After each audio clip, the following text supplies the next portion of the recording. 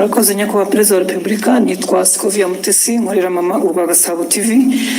Nyakubahwa abaturage batandukanye hirya no hino mu gihugu bafite ikibazo cyaho babarirwa ko bazimurwa cyangwa hazacishwa ibikorwa remezo hagashira imyaka 2 batishyuwe kandi barabujwe kugira ikindi kintu bahakorera. Ibyo bisa na kimwe naho bacisha imihanda mu butaka bw'abantu ntibabahingurane bakavuga ngo cyari igikorwa remezo bigahwaniramo cyangwa bigahwana n'icyo gikorwa remezo. Ikindi ni kijyanye nuko amafaranga y'amanyamahanga urugero nk'amadolari, amazu menshi y'ubucuruzi mu mujyi wa Kigali n'ahandi mu mijyi itandukanye barishyuza amadolari aho kwishyuza mu manyarwanda. Abanyarwanda bamwe bacuruza bakavuga ko bibahendesha kuko babarira amafaranga y'amanyamahanga mu yabo. Ndasoza mvuga ku kijyanye n'ubushize icyo nari nakubajije ukambwira ngo nzakwibwira ngo ninjye warangaye sinakwibutsa, abaturage baratacyategereje guhabwa imigabane yabo. Ndagushimiye. Urumva ko namwe mwibagirwa rero burya muri twe gusa. Ibyo abaturage bimurwa mu buryo butari bwo budakwiye, ibyo birazwi ndetse ndabizi, ariko n'izindi nzego zirabizi nubwo tugerageza kugira ngo bijye mu buryo bizajya mu buryo one way or the other. Byo bitwara igihe, bibabaza abantu, bibatera igihombo, ariko byo bikwiye gukorwa, bikwiye bikorwa. Ukimura abantu, niba wagiye kubimura ukabishyura, ariko ibyo ntabwo ari ibyo gusa. Nicyo bagiye kuvuga, hari impande nyinshi, hari nubwo uburyo buhari uko bikwiye kuba bikorwa. Uburyo rwose burahari, burazwi, ukoresheje ukuri gusa wenda bitari byanditse. Urugero, icyambere ni abimurwa cyangwa abazimurwa bashaka kugira ngo abe ari bo bagena igiciro cy'ibyo bazishyurwa, valuation y'aho bagiye kuva n'amafaranga bagomba kubishyura. Ubundi hari uburyo bikorwa bitagendeye kuri leta cyangwa bitagendeye ku muturage, bigendeye kuri bushingira ku impamvu zizwe. Icyo urumva ntabwo giturutse ku nzego za leta, giturutse ku bimurwa. Icya kabiri, abantu bamenya mbere y'uko hari ahantu ubundi hadakwiye kuba haturwa, cyangwa aho batuye abantu bazimurwa kubera igikorwa cy'inyungu rusange rw'igihugu, noneho babimenya biri mu nzira y'ibikorwa bakajya kuhatura cyangwa bakajya kuhagura kugira ngo bazishyurwe. Hari abasanzwe rero bahatuye badafite n'icyaha, ntibahimutse, ntibagiye mu buryo butari bwo, nta nubwo bagiye mu buryo bwo kuba aribo bagena igiciro cyo bari bwishyurwe. Ibyo nabo bakabigwamo bitewe n'imikorere mibi y'inzego ziratandukanye nyinshi. Ariko icyo mvuga ni uko ibyo byose gushyirwa ku murongo, ibyo ni ukugenda tubishyiramo imbaraga kugira ngo bishyirwe ku murongo. Zimurwa niba batuye aho badakwiye kuba batuye.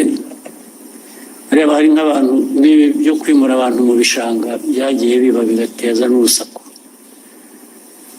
Hari abantu bagiye baturamo batanabihawe n'uburenganzira, ariko hari abandi babihewe uburenganzira n'inzego zimwe na zimwe ziba zifite ndetse wajya kumwimura rayiteso akakwereka icyangombwa yahawe n'uwo muturage, ndetse wajya gukurikirana muri izo nzego z'abo bayobozi ugasanga uko yabitanze mu buryo butari nabwo, ariko kubera ko afite bigatera ikibazo akahatanga kandi atariyo. Ngira ngo murabizi ko hari n'abayobozi b'inzego z'ibanze bagiye birukanwa bahanwa bagira bate kubera ibintu nk'ibyo ngibyo byakorwaga gutyo. Birahari rero, birahari ariko bigomba gushyirwa mu buryo abishyurwa badafite ikibazo bagomba kwishyurwa, ntabwo babashyira gutegereza igihe bibatera ikindi. Abakoze ibintu bitari byo nabwo bigomba gushakirwa umuti, nabwo bigashyirwa ku murongo. Niba ari uhanwa agahanwa, niba ari ubishyurwa nawe wenda ku buryo bunamufasha ngo ushobore kujya ahandi, nabyo bigakorwa. Ibyo byo birakwiye, ntabwo numva twabitindaho. Ni ukureba gusa uko abantu babyihutisha kugira ngo bireke guhora ntabwo ari aba bantu baba bikoreye umuzigo gusa, na leta ikwiye kuba iyobora mu bintu bizima, nayo ikwiye kuba yivanaho uwo muzigo yikoreza. Icya kabiri cy'abantu bishyura cyangwa bishyurwa mu mafaranga yo hanze, ubundi bikwiye kuba bishyirwa mu buryo bw'igihugu cyacu bw'amafaranga y'amanyarwanda dukoresha. Urumva ni bibi no ku nshuro ebyiri, kuko uwo wishyurwa nko mu madolari cyangwa amayorozi cyangwa iki,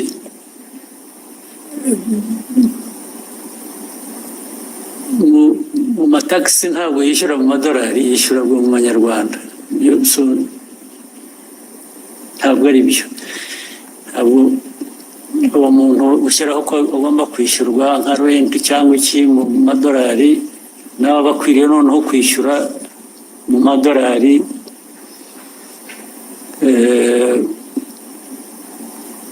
mu buryo bwa taxes bishyura.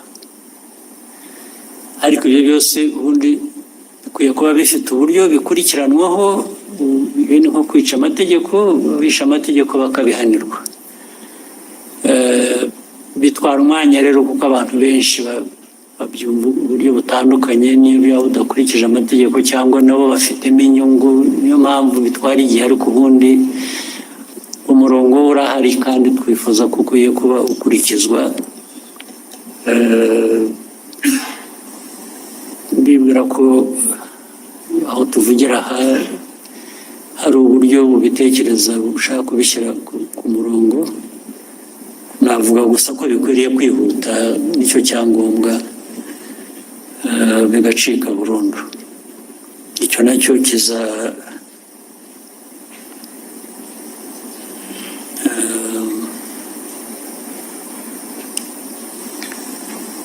bizatungana. Icya gatatu bavuze ngo ni iki?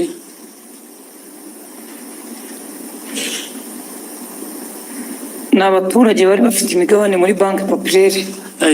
Ikibazo cy'imigabane, ariko usibye ko nanjye ntakurikiranye, ariko njye naratumitse.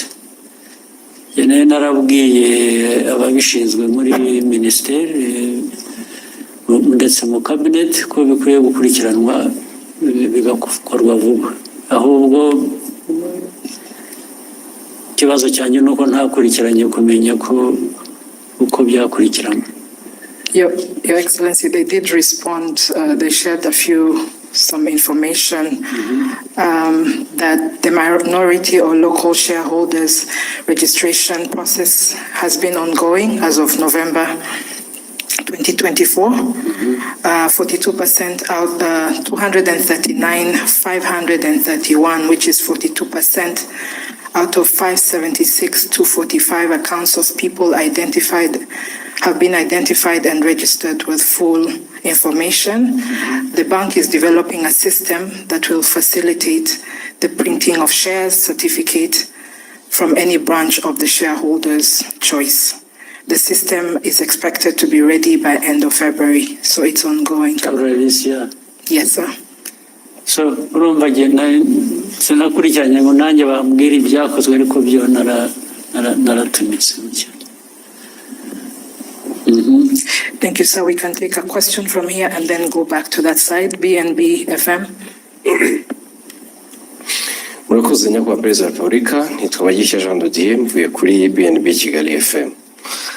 Nyakubahwa Perezida wa Repubulika, mu masaha 48 ashize, raporo ya World Economic Forum irebana n'icyerekezo cy'isoko ry'umurimo ku isi iragaragaza ko mu myaka 20 iri imbere 67% by'imirimo ishingiye ku biro izavaho, ahubwo ko buri myaka 5 imirimo ishingiye ku mpano ari igiye kuzamuka.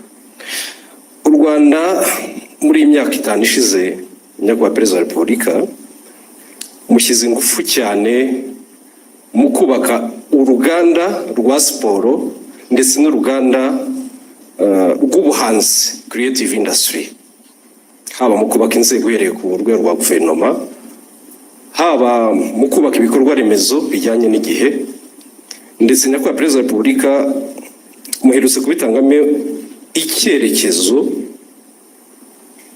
ubwo abayobozi bashya barahiraga muri Minisiteri ya Siporo. Nyamara ariko nyakubahwa Perezida wa Repubulika, hari abafatanyabikorwa za guverinoma ziba zifite mu rwego rwo kuzamura izo mpano kugira ngo zigere aho zigera ku isoko ry'umurimo ribe igisubizo, abantu bitwa ingaga n'amashyirahamwe, haba muri creative industry cyangwa se muri siporo. Icya mbere barataka ubukene, icya kabiri hakabamo n'ikibazo mukunze kugaruka iteka nyakubahwa Perezida wa Repubulika gishingiye ku migirire n'imikorere, mindset, indangagaciro, values. Ibi rero byajya hamwe ugasanga leta irimo irakora byinshi, iranatanga byinshi kugira ngo igere kuri izo ntego zaho impano zizamuka, ariko kubera abo ba partners ugasanga imirimo ntabwo yihuta uko byakagombye.